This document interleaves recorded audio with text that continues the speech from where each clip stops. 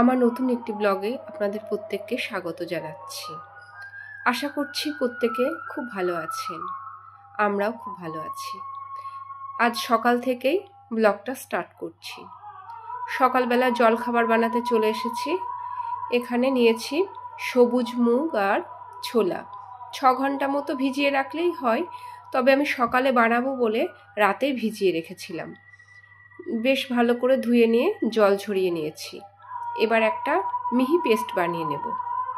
ছোলা আর মুগ প্রচুর প্রোটিন সমৃদ্ধ এবং স্বাস্থ্যের পক্ষে ভীষণ একটা উপাদেয় খাবার। আর সবুজ মুগে আছে অ্যান্টিঅক্সিডেন্ট, যা শরীরের পক্ষে বা হার্টের পক্ষে খুবই উপকারী। এবার পেঁয়াজগুলো কুচি কুচি করে কেটে নিচ্ছি। এর মধ্যে আপনারা মন মতো সবজি দিতে পারেন, বিনস থাকলেও দিতে পারেন, তবে আমি এখানে পেঁয়াজ আর ক্যাপসিকাম আর গাজর ব্যবহার করেছি, আর সামান্য একটু ধনেপাতা। এবার ক্যাপসিকামটাও ছোট ছোট করে মিহি করে কেটে নেব, নিয়ে ওর মধ্যে মিশিয়ে নেব।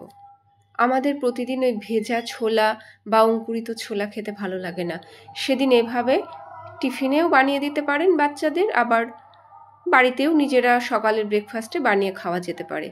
এই রান্নাটা যেমনি চটজলদি হয়েও যায়, তেমনি খুব কম তেল লাগে রান্নাটা করতে। তবে একটু ভেবে নিতে হয় আগে করে, ছোলাটা ভিজাতে হয় বা মুগটা ভিজাতে হয়, এর জন্য আগে থেকে একটু ভেবে নিতে হয় যে কি করব। এবার ধনেপাতা আর কাঁচা লঙ্কা কুচিটা দিয়ে দিলাম। এবার 2 চামচ মতো আমি দিয়ে দেবো বেসন। আপনারা বেসনের পরিবর্তে ডিমও ব্যবহার করতে পারেন। এবার দেব পরিমাণ মতো লবণ, দিয়ে বেশ খানিকক্ষণ একটু ফেটিয়ে নেব। আর এটা সেট হওয়ার জন্য সামান্য একটু জল দিয়ে দিলাম। ওটসের চিল্লা করলে বাবান আবার খুব একটা পছন্দ করে না, এইটা করলে খেয়ে নেয় বেশ, আর টেস্ট হয়তো খুব ভালো। এবার কড়াইতে তেল দিয়ে একটু স্প্রেড করে নিলাম চারিদিকটা, খুব সামান্যই তেল দিয়েছি, দিয়ে ব্যাটারটা ভালো করে ছড়িয়ে দেব। তবে এটা একটু মোটা হয়, কারণ সবজিগুলো আমি একটু বড় বড় করে কেটেছি, আর সবজি সবসময় একটু কম সেদ্ধ করলে এর পুষ্টিগুণটা খাবারের মধ্যে বজায় থাকে। এবার একটু ঢাকা দিয়ে 5 মিনিট মতো হতে দেব, যাতে সবজিটা ভালো করে সেদ্ধ হয়ে যায়। রান্নাটা করতে হবে মিডিয়াম আঁচে, যাতে ভিতর ভিতর সবজিটা সেদ্ধ হয়।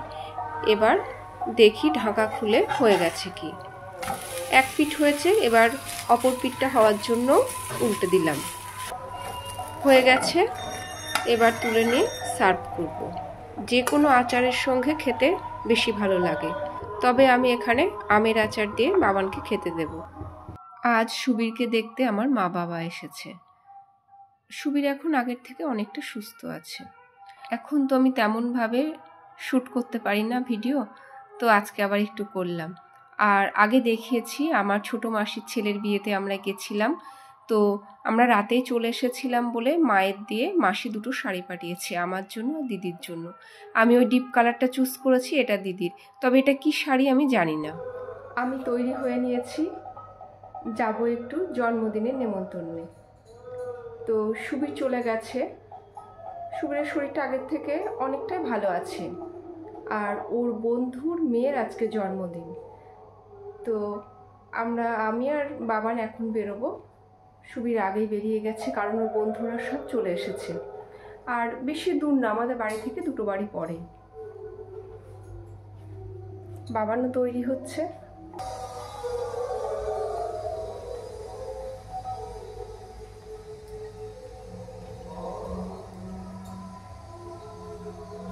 जोखिम शामिल है और इसकी आदत लग सकती है, जिम्मेदारी से खेलें। হ্যাঁ হ্যাঁ, সেদিন জেঠিমা বললো আর তোর দাদু বলছিল, আমি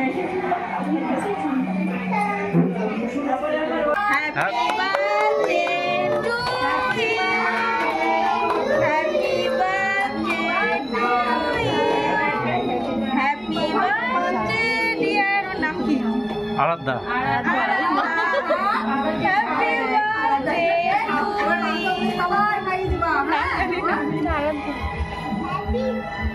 সবাই থেমে গেছে বলে ও থেমে গেছে। পারবে না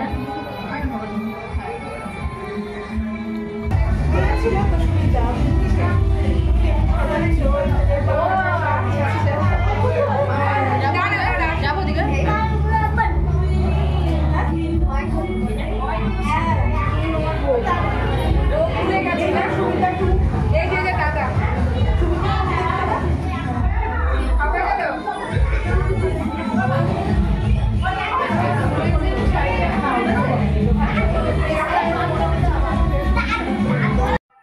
ওরা ছাদেই রান্নার আয়োজন বা খাবার আয়োজন করেছিল। মেনুতে বেশ অনেক কিছুই ছিল, যেমন রাধাবল্লভী ছিল, আর ওটা আলুর দম, ডিমের ডেভিল, ফ্রায়েড রাইস, মাংস, আর যা কিছু হয় মিষ্টি, চাটনি, পাঁপড় সবই ছিল, আইসক্রিম। তো আমরা ওপাশে বসেছি, বাবা নামে ওর সুবীরের আর একটা বন্ধুর বউ একসঙ্গে বসেছিলাম খেতে। অনেক দিন পর বেশ মজাই হলো। আসলে অনেকটা মানসিক স্ট্রেসের মধ্যে দিয়ে আমরা যাচ্ছিলাম, তো ওখানে গেলাম, বেশ একটু রিল্যাক্স ফিল করছিলাম। রাতও প্রায় অনেক হলো, এখন প্রায় 11:15 বাজে। আমরা খেয়ে বাড়ি ফিরব। আর ব্লগটা এখানেই এন্ড করলাম। ভালো লাগলে একটা লাইক করবেন, কমেন্ট করবেন এবং আমার চ্যানেলটাকে সাবস্ক্রাইব করবেন। ভালো থাকবেন প্রত্যেকে। শুভরাত্রি।